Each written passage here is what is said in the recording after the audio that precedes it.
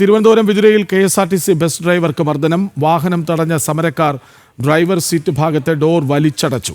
കൈക്ക് പരിക്കേറ്റ ഡ്രൈവറെ ആശുപത്രിയിൽ പ്രവേശിപ്പിച്ചു. വിവരങ്ങളുമായി പ്രജിത് മോഹനൻ ഒപ്പം ചേരുന്നു. പ്രജിത്ത്, എന്താണ് ഉണ്ടായത്?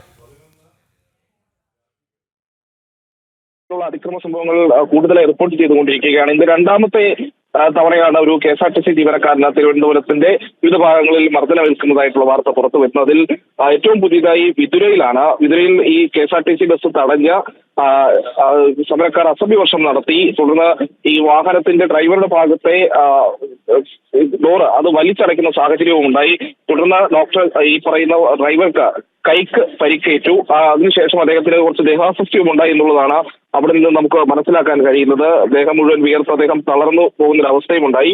ഉടൻ തന്നെ അദ്ദേഹത്തെ വിതുര ആശുപത്രിയിൽ എത്തിച്ചു. അവിടെ ECG ഒക്കെ എടുത്തിട്ടുണ്ട്.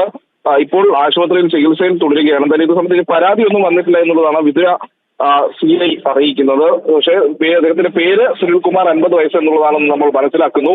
അങ്ങനെ ഇന്ന് രാവിലെ കാട്ടാക്കടയിലും സമാനമായ ഒരു സാഹചര്യം ഉണ്ടായിരുന്നു. കണ്ടക്ടറെയാണ് സമരാനുകൂലികൾ മർദ്ദിച്ചതായി പരാതി വന്നത്.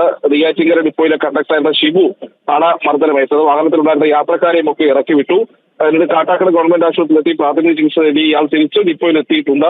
അങ്ങനെ രണ്ട് ഒരു ഡ്രൈവർക്കും ഒരു കണ്ടക്ടർക്കും മർദ്ദനമേറ്റതാണ് തിരുവനന്തപുരത്ത് നിന്നുള്ള ഈ സമരത്തിന്റെ മറ്റൊരു വശം. അതോടൊപ്പം തന്നെ പാറശാലയിൽ തമിഴ്നാട്ടിൽ നിന്ന് വന്ന KSRTCയുടെ ഒരു സൂപ്പർ ഫാസ്റ്റ് ബസ് അത് തടഞ്ഞ് തിരിച്ച് തമിഴ്നാട്ടിലേക്ക് തന്നെ അയക്കുന്ന ഒരു സാഹചര്യവും ഉണ്ടായിട്ടുണ്ട്. അങ്ങനെ പലയിടങ്ങളിലായി ഈ രീതിയിൽ സമരാനുകൂലികളുടെ ഭാഗത്തു നിന്നുണ്ടാകുന്ന അതിക്രമങ്ങളുടെ തോത് അത് ഉയർന്നുകൊണ്ടേയിരിക്കുകയാണ്. കൃഷ്ണരാജ്. ശരി, വിതുരയിൽ ഡ്രൈവറെ മർദ്ദിച്ചു. ഡോർ വലിച്ചടച്ചപ്പോൾ അദ്ദേഹത്തിൻ്റെ കൈക്ക് പരിക്കേറ്റിട്ടുണ്ട്. ദേഹാസ്വാസ്ഥ്യവും ഉണ്ടായി. ആ ദൃശ്യങ്ങളാണ് നമ്മളിപ്പോൾ കാണുന്നത്. വിവരങ്ങൾ നൽകുകയായിരുന്നു പ്രജിത് മോഹനൻ.